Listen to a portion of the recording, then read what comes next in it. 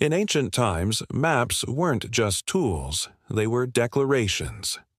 Declarations of what the known world was and what it wasn't. They revealed territories, warned of dangers, and whispered secrets. And perhaps, more than anything, they shaped belief. If something was on the map, it existed.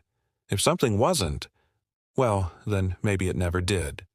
But what if I told you there was a time, not so long ago, when the top of the Earth, the Arctic itself, looked completely different?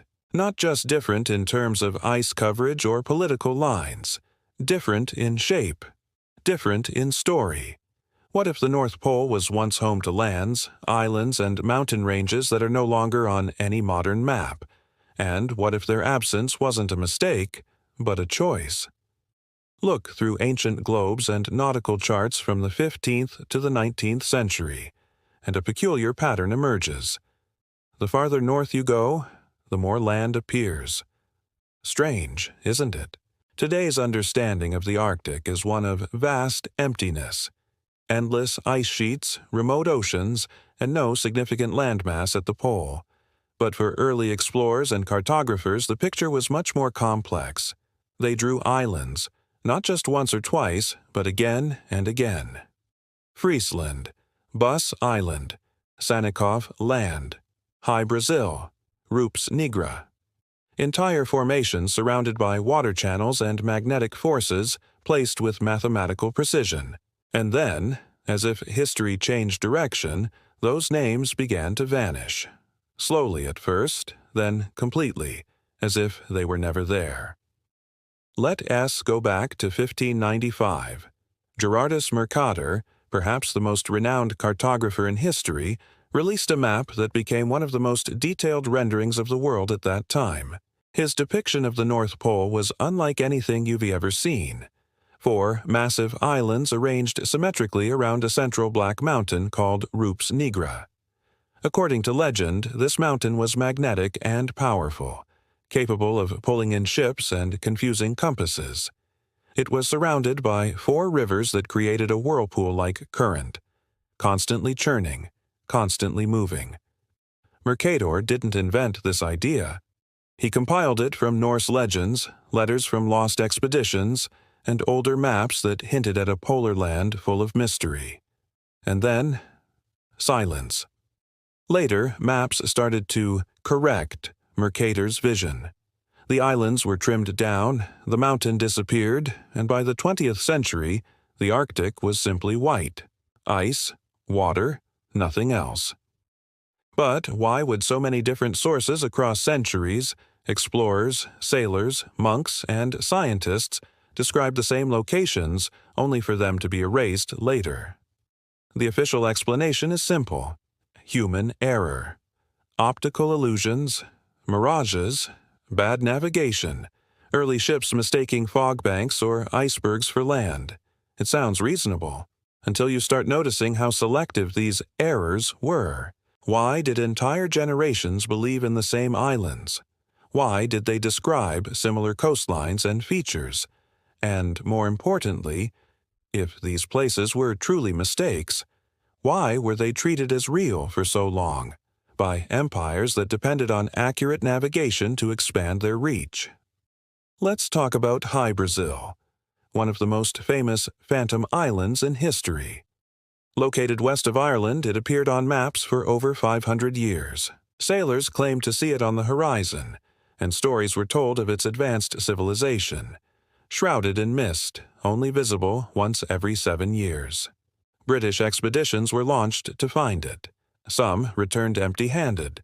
Others reported strange sightings and unexplained phenomena. Eventually, like the others, Hy-Brasil was labeled a myth, removed from maps, forgotten. But in the 1980s, a peculiar document surfaced in UFO archives. It was a drawing from the famous Rendlesham Forest incident, where military personnel encountered an unknown craft. On it, a sequence of binary code allegedly given by the object was decoded and listed several coordinates. One of them pointed directly to the location of the old Hy-Brasil. Coincidence? Or a crack in the surface of our accepted history? Now shift your focus east to the Barents Sea. Here, early maps showed islands like Sannikov Land, spotted multiple times by Russian explorers. In fact, an entire expedition was sent in the early 1800s by the Russian Academy of Sciences to locate it. It was seen. It was recorded. Then, nothing. Decades later, the Soviets conducted classified operations in the area. Modern satellite images show strange anomalies, cloud cover that never shifts, distortions, digital smudges. Why would uninhabited patches of frozen ocean be censored on satellite maps? Why do some polar regions still remain off-limits even today, even in the age of open data? Here's where things get darker. In the 20th century, during the Cold War, the Arctic became a strategic battleground, not in combat, but in secrecy.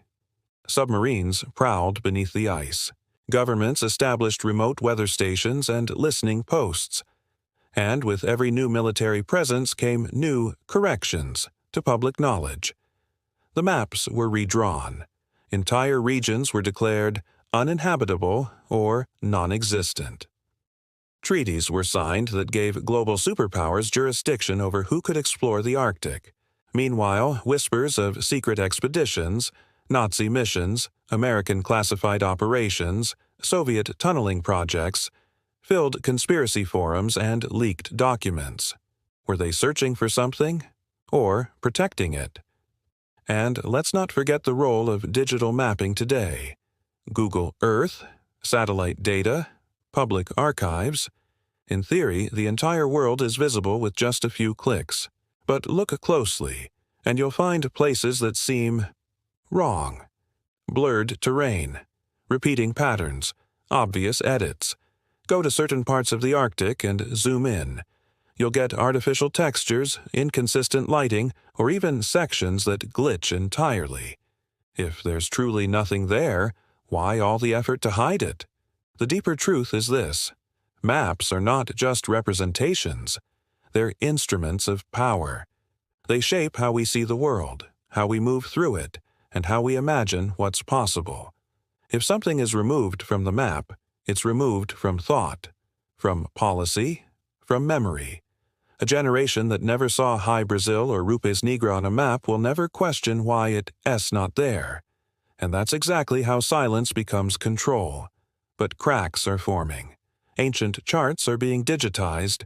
Whistleblowers are releasing documents. Modern explorers are questioning the narrative. And you, watching this now, are part of that shift. You're not just consuming a story. You're becoming aware of the questions no one wants you to ask.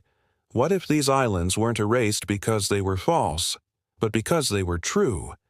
What if the North Pole once held civilizations, gateways, resources beyond comprehension? What if the Earth we know today is only a shadow of what once was, a sanitized version of a much older, much stranger world? One that still leaves echoes in legends, map fragments, and censored images. One that challenges everything we've been taught. So next time you open a map, ask yourself, who decided what should be on it? And more importantly, what shouldn't? Because maybe, just maybe, the greatest secrets of our planet weren't lost to time, but hidden on purpose. And it's time we started looking again.